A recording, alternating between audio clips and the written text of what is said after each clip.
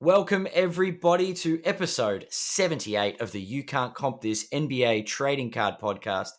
We're your hosts, Adam, Amy, and Russell Gibson.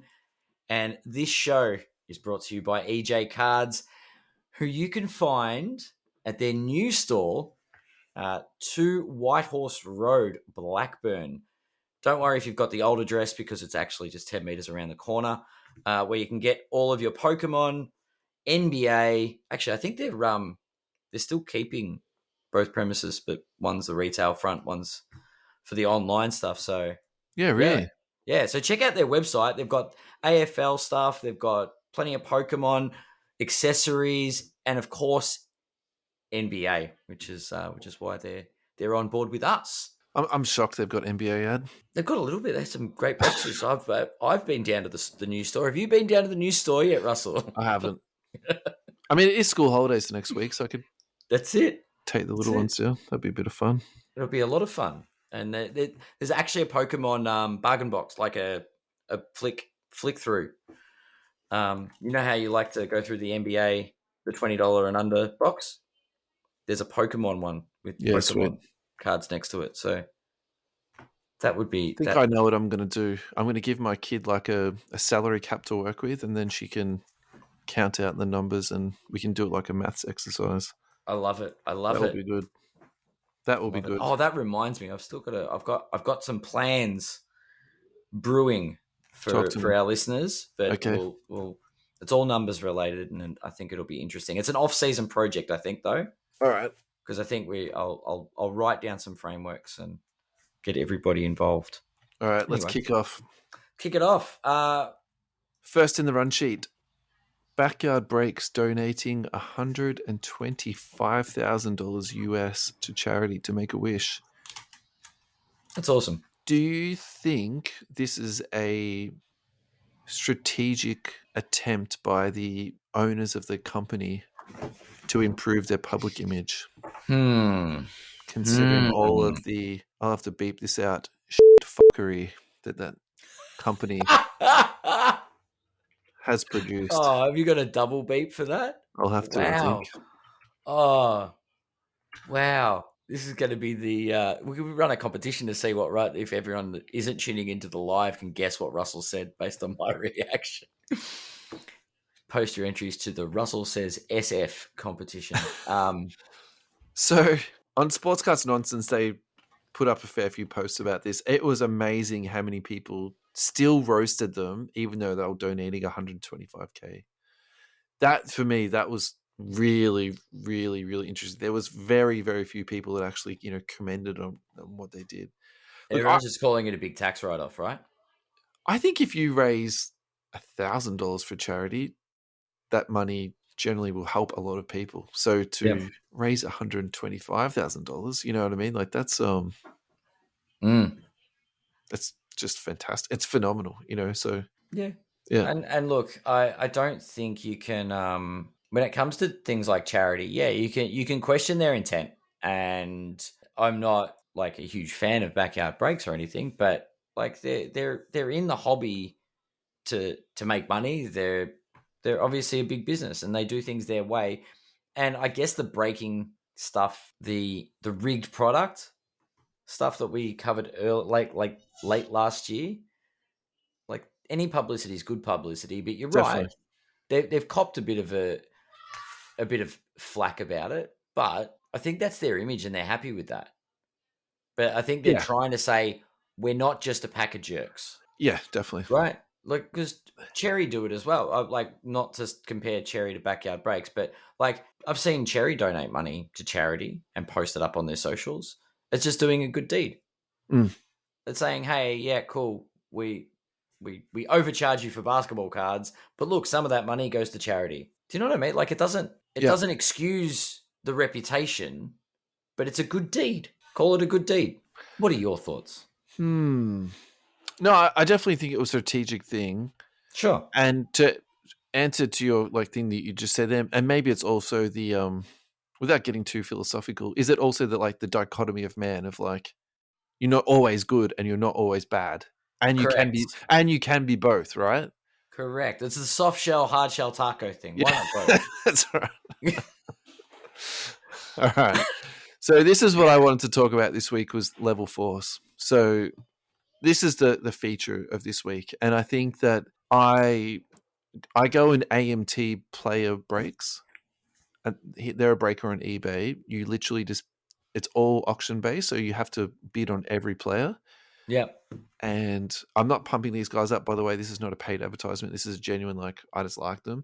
So rookies go for quite high, and you'll be surprised how high some of them go for. Like maybe the same price as like a team in like a a PYT, but Oh, wow. they do all case breaks. So the advantage is for me, like just say I buy a veteran player. So let's just say Darren Fox, and that's probably like the main guy I would normally buy. Mm-hmm. At the moment, it's not the case, but he used to be going for like $5 or $10 in a case. So then you would watch the whole case break, and then for me, it would be fantastic prep for like when I do my own breaks or do the podcast.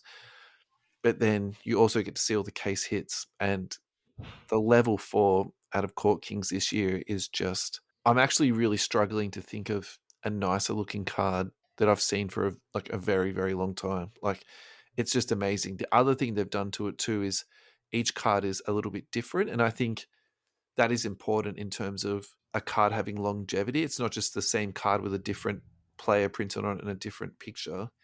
They've color Mm. matched. They've color matched each uniform to the card, and then the way they've printed the card, as you look at the card from a different angle, it's the color is on a gradient. It is just amazing. And so I haven't actually held any of these in my hands, but I kind of also get the feeling that however much I'm frothing now over these cards, you'll be frothing 10 times more when you're hanging onto it and it's like in a one touch, or Yeah. dare I say it, it's been slabbed. So have you caught up with any of the No, any of the I haven't. level The fours? Yeah. newer release stuff, like Yeah. Core Kings has been out for a little bit now, but Yeah. yeah, no, I was.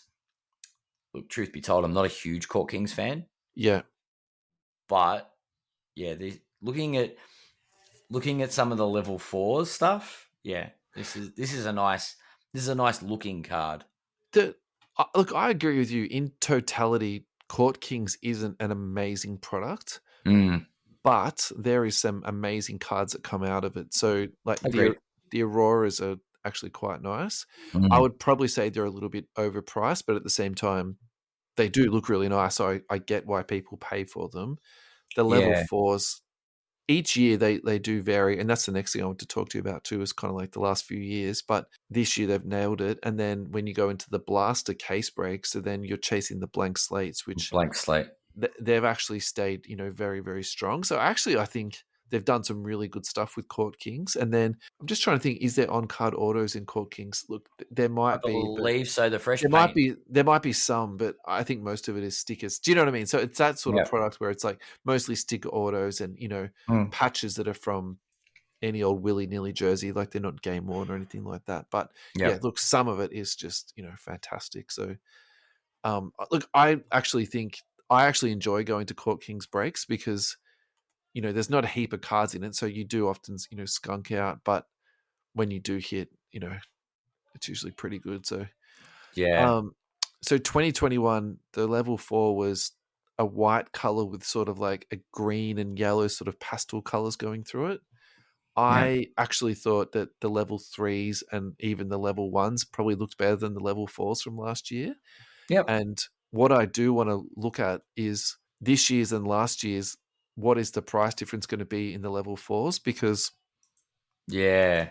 the way I'm feeling about these cards right now is, like, I think obviously the price is quite high because they've just come out. You get all that instant sort of hype around them.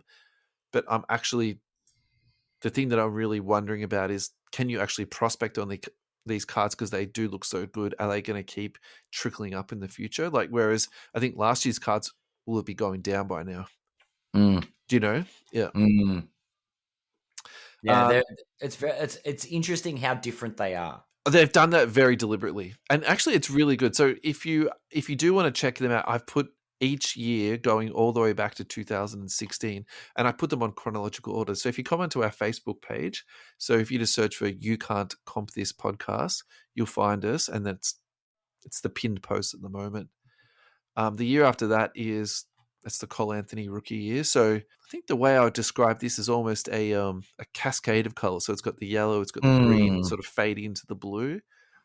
I actually probably more like, for example, the blank slate, how it's that very kind of like classic. I think that's why I like this year's one, because it's got that very, sort of flat classic, but it's still got a bit of color sort of melded into it. Whereas this to me is a little bit too much color sort of in my face. Yeah. So, and the one after that, so that's going into 1920. I need to count out my years now. Yeah, so 1920. And this is for me, I think this is where, in my opinion, this is where the artist group really tried to, kick things up and sort of chain things along a little bit, because the years before that, they were much more conservative cards. And now this is where they've sort of come into like a much more sort of potent color scheme. So it's brilliantly brushed purple and green and blue through this. And the Yeah. card that I chose was the Lucas Samanic. So I think I would only collect these if this was my PC. I wouldn't be going through all these and just like, buying them No. up, because, I think in the long term, they're going to be, they're level fours, like the case hits. Yeah. Now, the year before that is 1819 with the obvious Luca. like person here is Luca. And they've got that flat black and then the sort Mm. of the brightly colored stripes and colors going through it. So they've got the yellows and the purples and the blues. I think this is actually an excellent design card. And It's not bad. It's not bad. It's probably not my favorite. yeah, I do like this year's. At the moment, this year's is my winner, yeah, it's and outstanding, isn't it? this one comes third, I think, Okay.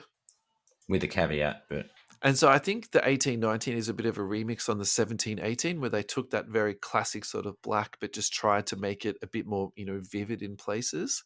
And actually, this was, this probably holds a bit of a dear place in my heart, because this is sort of really the year that, I jumped back in properly, because yeah, I got to that age where, I was just a bit more financially secure, and, I had a little bit more, sort of play money. So I think this is for me. I know when I look back on all of this sort of period of my life, I know this is like that 17, 18 is going to be, quite important to me. So again, I need to sort of acknowledge my bias, but also too, I think this kind of design more speaks to me.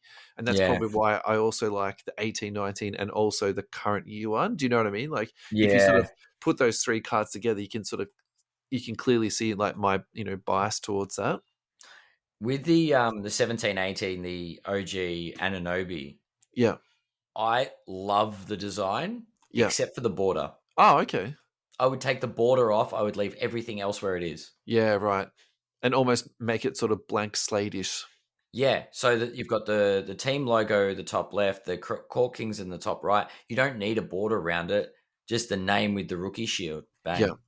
Like, I think it would have been really elegant Yeah. without the bordering, but that's a personal preference. So, And then the last one, can I tell you a little story? of course you can.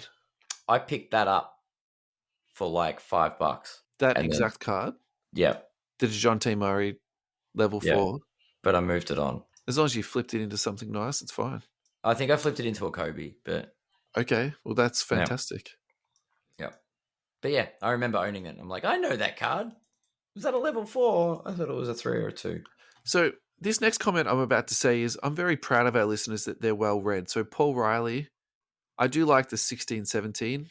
A bit funny copying the artist Mondrian though. So I'm just honored that our listeners are that well read and can actually recognize that, because I was trying to talk to my wife about that. I'm like, I know that color scheme is like being copied, because there's a building in our neighborhood that also copied the same design. Ah. You can see it. You would have seen it on the train line too when you catch Yep. it on the Frankston line. Yeah, it's that same design. So Paul, thank you, mate. I'm glad we have some well-read listeners in our stables. Joe Dennison, 2021 could be the worst. 2018, this is from Mr. Kabar, definitely the best. Jules, hey Jules, thanks for chipping in, mate. 1718, best looking, yeah. So I think Jules is probably about my vintage too, I'd say. Yeah. Ryan Jewell, much stronger this year. Other years, I've liked the level 3s more than levels 4s. Yeah, and I do agree with that. The level 3s are often good. And I think part of it also too is you can buy into the level 3s and not feel like you're sort of parting with a kidney. True. Now, Matt Tabe gets 2 votes on this. just because he is the ultimate connoisseur of level 4s. So Matt votes for the Luka year. Yep. He says 18, 19 is where it's at. He also flexed his PC a little bit, and it looks amazing. The funny thing is, he's got some slabbed and some in white touches. And look at the middle slab there, where it's got the black border. That actually brings it out a lot more, and that looks amazing. And you know, it's like really funny. I look at those black slabs sometimes. I'm like, who on earth like buys those and puts their cards in it? I'm like, They actually look really good. that's why, because it looks on the right card. It looks fantastic. Chris Lee, 21 and 22 are above the rest, and Andrew Dean, 2019 for me. I like the colourful yet clean, simple style, very in line with the product, and the blank slate simplicity. Yep, that's very reasonable. Final thoughts, Ad, on the Court Kings level 4s. Nice looking cards. That's about it. If I've never understood the ones the different repeating the rookie class. Is that just to fill the set, or is that a? Do you know what I mean? I don't know. It's weird. Do you mean creating like the different levels? Yeah. I suspect as part of it, it's just building out a set so that it gives someone something to collect. True, but yeah, I guess that's what Court Kings have, rather than, and I guess you've got Prizm, which has got 36 different parallels to collect a rainbow. Yeah, right? that's right. Yeah. Okay. No. And then Selector's got Premier level, courtside. Yeah, I'm down with that. Yeah. It's the same sort of thing, but just same but different, I think is the right phrase. Yeah, I like it. It's good. Right. A couple of Instagram messages that I wanted to go through. And actually, I should have went through a couple of these a couple of weeks back, but at the same time, I forgot. So Casey O'Brien, thank you so much for reaching out to us. And I do apologize that I didn't get to this sooner. I was listening to your recent podcast in which you discussed Keegan Murray. So this is probably about 2 or 3 weeks ago. And the reason his prices are noticeably higher than when other draft players before the other draft players before him and after is simply the fact that he played college basketball at the University of Iowa. Keegan was not only born in Iowa, but his father played in the school in the 90s and was the highest pick in the NBA draft in the University of Iowa's history. Not only do they have two rabid fan bases yearning for a winner, Iowa and Sacramento, other players like Banchero, Holmgren, who went to Gonzaga, Mathurin, who went to Arizona, all went to blue blood schools. So high draft picks is nothing to that fan base. So I think that's the type of insight that me being sort of so geographically far away, and also I don't follow college at all, like that completely went over the top of my head. So thank you so much, Casey, for that message. And I do apologize that I butchered it in little bits. I just, yeah. So he did send me back another message after that, but basically he just went on to talk about other players who also graduated from Iowa and, you know, just the importance of them basically. And I think, so one thing I did learn from going to America is if you want to make conversation with people, you literally just walk up to them, you say, hello, how are you today? What school did you go to? And as soon as you ask that like one question, you've got like a 20-minute conversation out of them. So it is really, really, really important where people went to school, I suppose. So I think that hopefully that anecdote maybe just emphasizes a little bit of what Casey just said. So Casey, thank you for listening, mate, from all the way in America. I'm flattered that you would tune in and listen to us. And this is Michael Friedrich, and he is from Germany. So all the listeners in Germany, hello, thank you for listening. I'm honored that you would tune in. That's awesome. That is little show. So thank you so much. Hi guys, I stumbled across your podcast a few months ago and have been a fan ever since. Thanks for the great content. Michael, you're very welcome. I wanted to share with you what I believe qualifies as pocket change. I picked up a 21-22 Spectra Celestial number 299 of Donovan Mitchell for $0.99 US, or $8 US with shipping to Germany. I like Mitchell very much for his style of play, and even more so far for his classy behavior off the court. I think he deserves more hobby love. Greetings from Germany, Michael. Yeah, he is. He's a pro. He never creates problems. He never creates waves. In terms of pocket change, that's a home run, mate. Fantastic. I hope you enjoy it and it stays in your PC.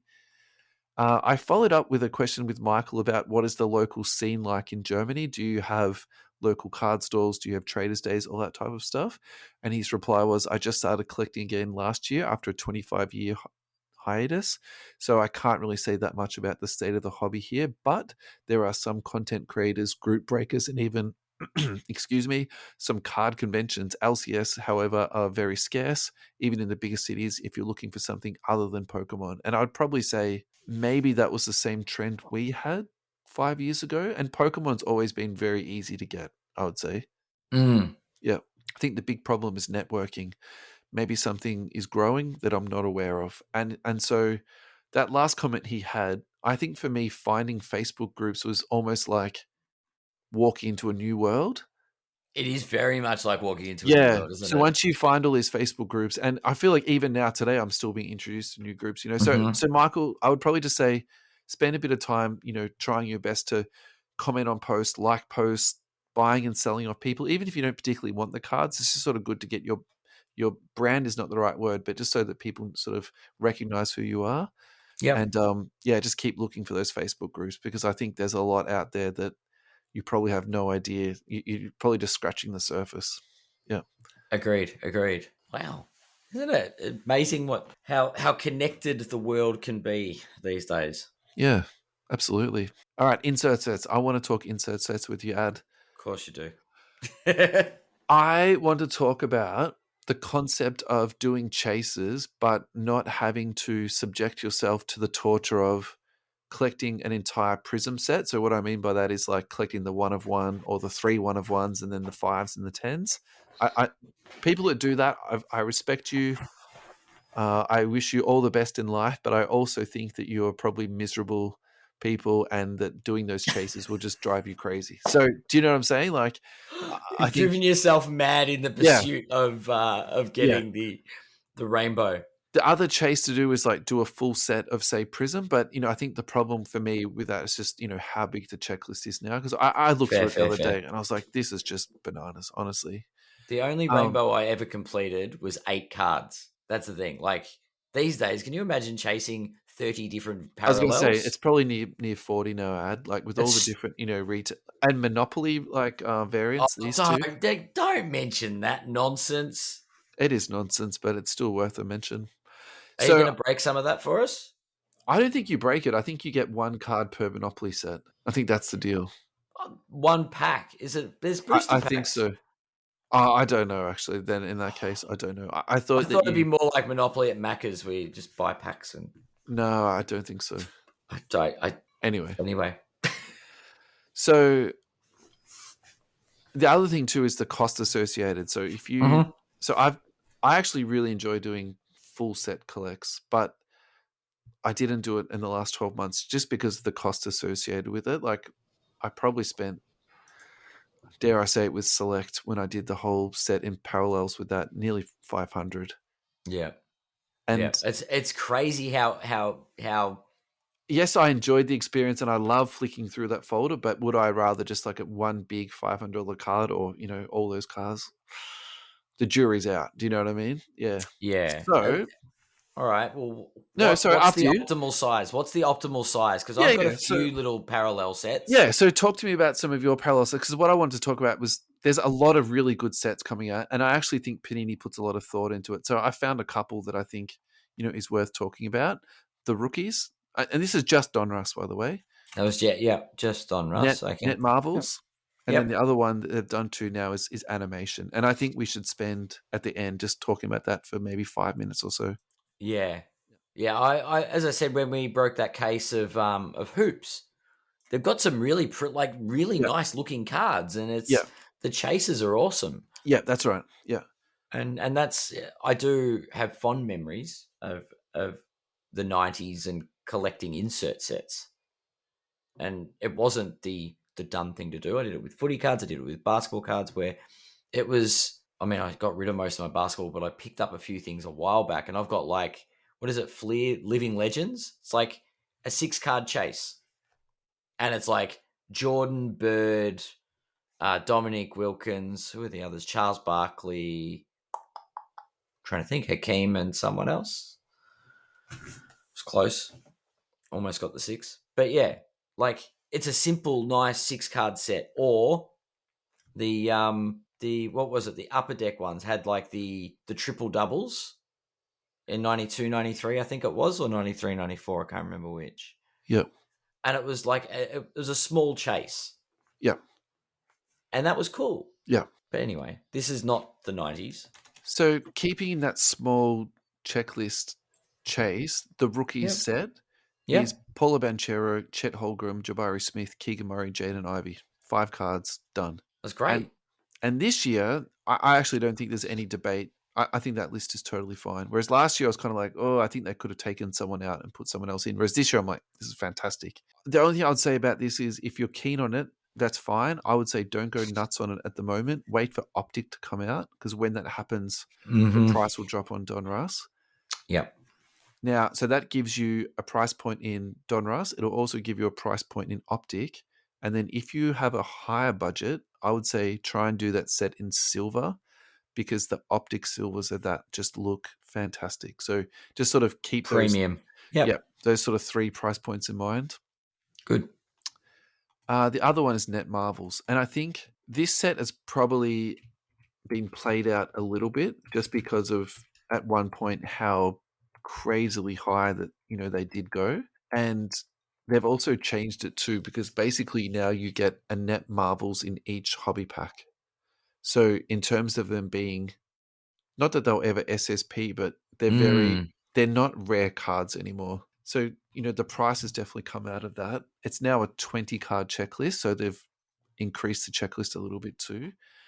But the change they've done this year, and actually I think they introduced this last year, but it's still worth mentioning, is now they've also put in diamonds, press proof, purple, gold to 10, and black press proof 1 of 1. So if you're looking for actually short printed cards of that, then you can sort of dip into the diamonds or the purples. Yeah.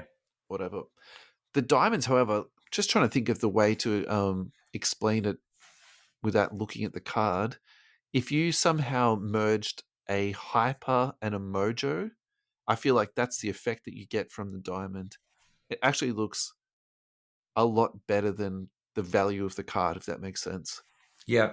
So Kawhi Leonard, Giannis, LeBron, Steph, Ja, Cade, LaMelo, Anthony Edwards, Jalen Green, KD, Zion, Bradley Beal, which to me is probably the one I would leave out. Bit odd. Yeah. Joker, Booker, Lillard, Harden, Donkey, Tatum, Scotty Barnes. Bit of an iffy one on Scotty Barnes. Sorry, JD. And Zach LaVine. So, it's a pretty decent checklist, actually. I like that a lot. And so what was your recollection of why that set spiked so badly that couple of years back? Which one was that? The Net Marvels. Remember when they were selling for... Everyone went berserk 2 years ago just because everyone went crazy. Yeah, that is true. My recollection of that too was the crossover between that and sort of superheroes. Because remember that was when Avengers was like Endgame was out. Was in full swing, I really like that sort of crossover. And then the other thing that I really like about these two is like trying to predict, what's the next insert set that's going to spike or catch a bit of attention. I don't know if it's just what I've been seeing in my news feed, but what's the My House? Yeah. I've seen a lot of those. Yeah. I don't know if were they in Donruss? That's also a Donruss card, yeah. Yeah. See, look at the Donruss inserts. Yeah. I do. I just remember that started to pop up a lot in sales threads and catches my eye. So if it catches my eye, that's one person it's caught the attention of. Yeah. So hear me out on this one. Yeah. The animation set in Donruss is the new SSP card. And I think just spend 5 or 10 minutes going through them on eBay or, eBay sold listings, sort of just get your head around, what they look like. Yeah. I think they're trying to create this card as a lower level Kaboom. Ooh. And so... a lower level Kaboom. I know what you mean. Do I think this is like a crazy good investment? No, I definitely don't. Yeah, Do But the preamble so we don't get people saying you gave us bad no, advice. and I'm definitely not saying go out and buy these cards. But what I am gonna say, I'm just trying to set up my next little piece. Yeah. Is that I would definitely keep an eye on these cards, and these are the type of cards that if you look at them and you see the design, you're like, oh, I really like that. That you start adding them to your watch list, you start bidding on them with low prices, and just see what they finish up at, and you never know. One might fall into your lap eventually. That's the type of card I would put this into my sort of category as. Now, keep that animation piece in your head, because now I want to walk across to the manga cards. So they've just put manga cards into Prizm draft picks, which is basically the college or the pre-NBA Prizm set, and they Mhm. always launch it a couple of months before Prizm comes out. Yep. And so if you don't already know this, you'll know my love for Prizm draft is maybe as much as I love the actual Prizm product. And the reason is because it's a really fun rip. They actually put a lot of thought into the product itself in terms of the parallel designs, the numbering. These manga cards are just Yeah. like Crazy good. as much as I love the level fours, as how much I was sort of saying I love these cards.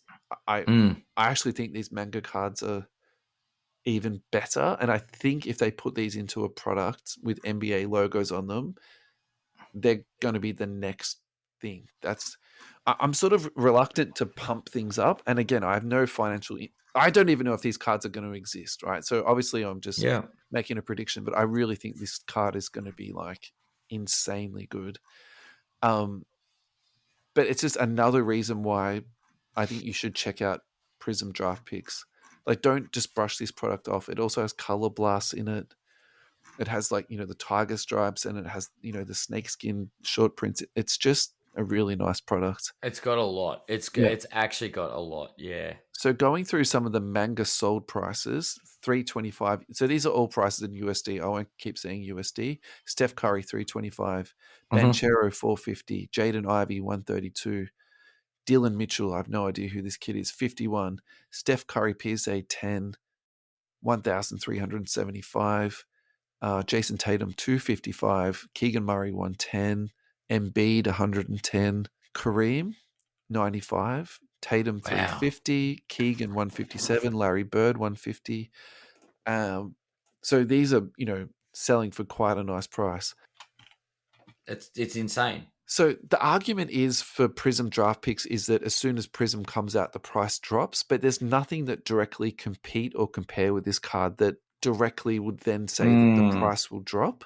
So for me, in my head, I'm always very reluctant to buy Prizm draft straight away on the Yeah. on the after sale market, because as soon as Prizm comes out, the price does drop. With this, I feel a little bit differently. I'm not Interesting. I'm not convinced. So, for example, the Kareem, I'm not convinced the price is going to drop on that. So, if you spend 150 on that, I think actually that's a very good spend. Wow. Yeah. I think it's worth it's at a price point where you can sort of have a bit of fun with it. That would be my thought. As far as the investment goes, I'm not going to give people advice to Um, I hope I didn't portray it as an investment thing. I'm just trying to portray this as like, a cool set to like a cool yeah, chase. yeah. Like So it, I'm yeah. trying to talk That about you're not gonna, but checklists. you're not gonna do your dough Yeah, on that checklist yeah. if you do it. I'm trying to You're talk about not gonna make checklists, but millions on it, but if you pay $100 for the card, you're not gonna sell it for $10 in down the and that track. is the concern with draft picks. Like, Sure. all cards on the table. That's the concern. You buy into this stuff, and then a year later, it's worth 50% of what you paid for it. But Mm. and this Do is you a think little they're bit.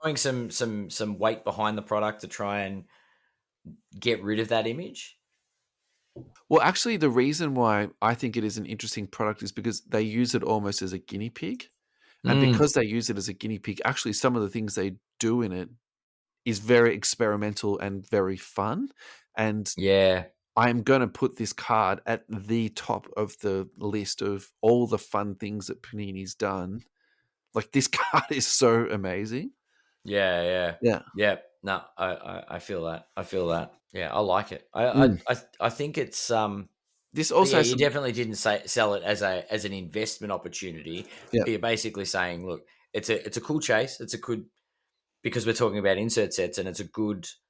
You're not gonna, if you do chase some of the more expensive ones, they're not going to be worth nothing down the track. Yeah.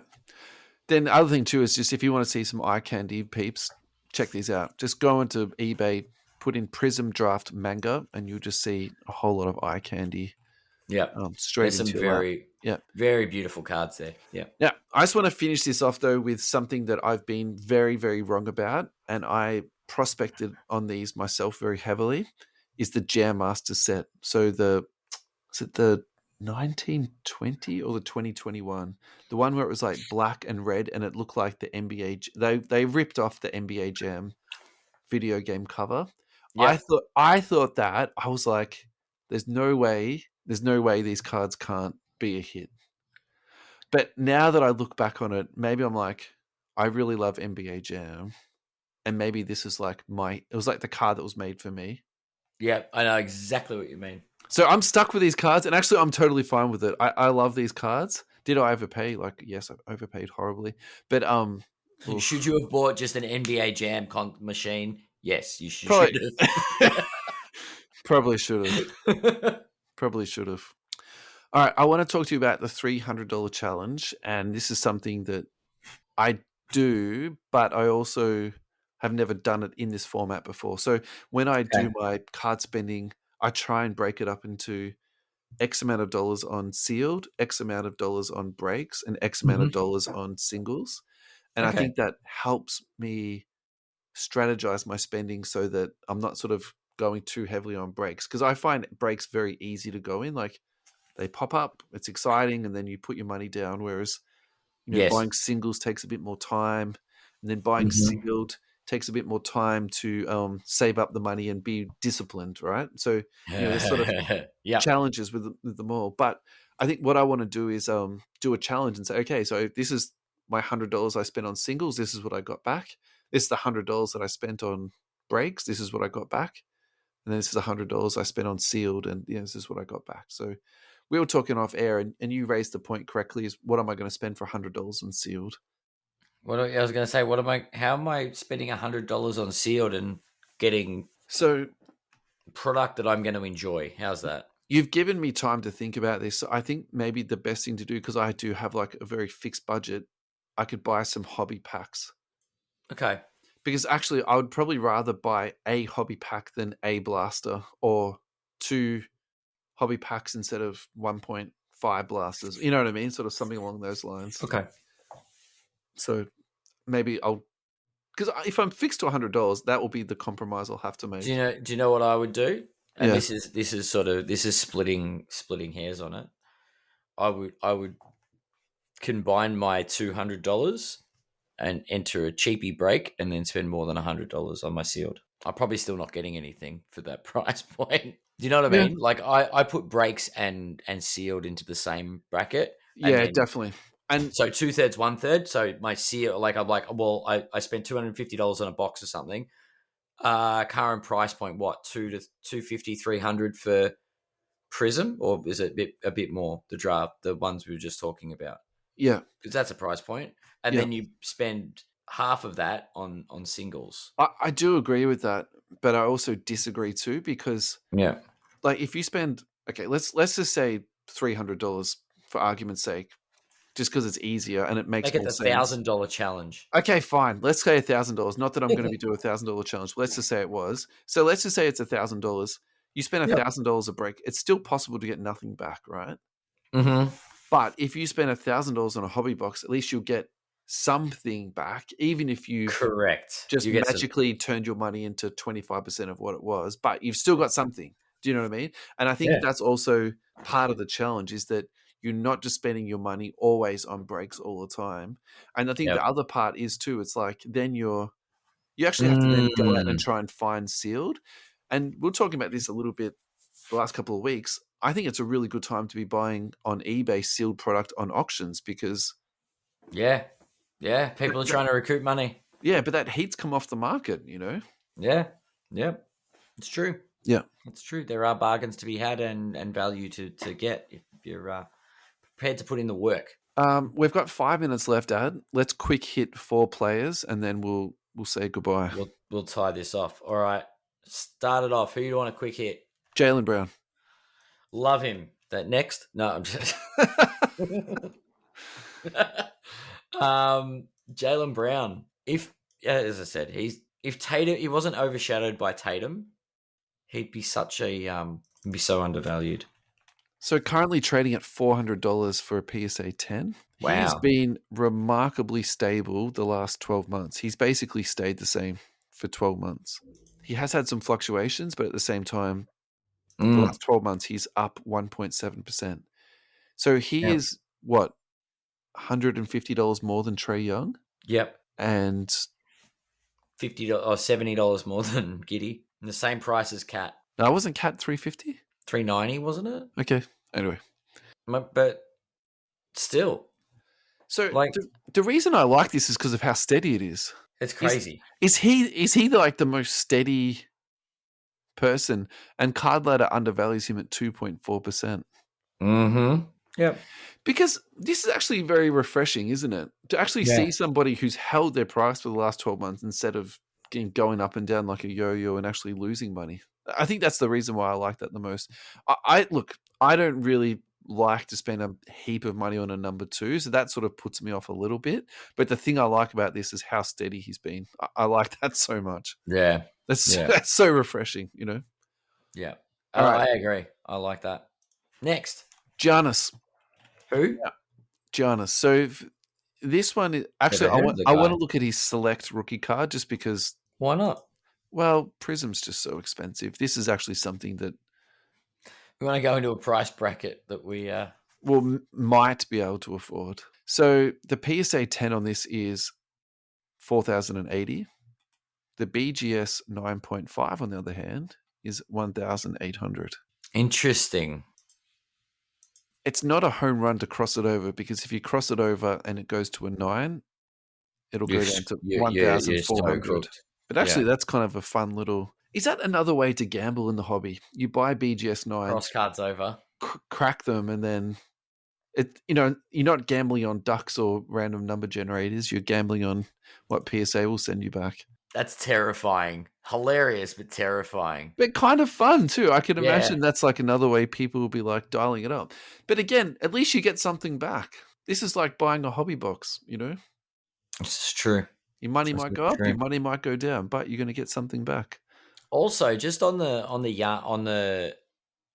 cards that are affordable, et cetera, et cetera, et cetera. Talk to me. We don't need to look at the Prizms with this. We can look at base because the pop counts are so low. Yep, definitely. So I've got the last sold for a PSA 10 of the select base. Yep, was $550 US. Is it really? Yeah. Is that raw? No, that's a PSA 10. Oh, okay. So, geez, for a base card, it's actually up 8% over the last 6 months. Look, I'm not surprised. I'm not surprised. That's where people can actually buy in. Selling for $785. Yeah. Okay. Let's go back up to Prizm and just look at base. All right. So last sold PSA 10 for the Prizm, 1,083. Now, look, the population is 2,800, but that's the same as like all these modern, these current players. That's the population of their silver Prizms. Like you look at, and we've compared it already. Like Luka and Zion have got over 20,000 base in their PSA 10. There's 2,800 Giannis's. Yeah, right. You know what I mean? Like it's not quite 10x, but it's getting close. Yeah. So I think we agreed that this might be the last star before mass production on cards again. Yeah, with the because we were saying that base cards are don't invest in base kind of thing because these days looking for numbered variants and that. But Giannis base Prizm is 1,000 US if it's a 10. Interesting, isn't it? But does that rule still apply though, Ad? Because it's still base, right? And it's still a base card, but it's not produced as much. But is it something that if a supply demand thing, right? Yeah, right. And if something is going to go down, is the base going to go down first? The base will go down relatively, right? But I'm just saying that the amount that Panini produced of that product is a lot less Yeah, than what they're definitely. producing now. No, I'm just trying to be devil's advocate on that sort of Yeah. like thought bubble you had then, because why? And my initial thought was to agree with you. So yeah, that actually makes sense to make an exception to the rule. But is it dangerous, because we know base is literally just base, and how many of these things do they pump out? So True. yes, people are like, okay, great, I can buy into the market. I'm getting a PSA 10, but still, Yeah, base is base, no matter however way you cut it and paste it. You know what I mean? that's true. Yeah. That's true. I just think that the 13-14 Yeah. product It's is not going to be less impacted it's not than 1920. Yeah. yeah, Yeah. yeah. Like print runs weren't as high. Tyrese Haliburton 2020 National Treasures, numbered to 99 RPA, sold for 6,000 USD. BGS 8.5, 10 for the autograph, 8 on the centering, 9 on the edges, and 9 on the corners. So I think the person that subbed this was like, this is very possibly going to get a 9 or a 10, but it actually got dragged back on the centering, which I'm looking at it. It don't look that bad to me. 8.5 on the surface. These cards can definitely have surface issues, but actually an 8.5 for a card like that is excellent. Yeah, He's excellent. That's a sick patch. Near though. mint, yeah, near mint plus. Look, that's actually much higher than other people in that sort of card range.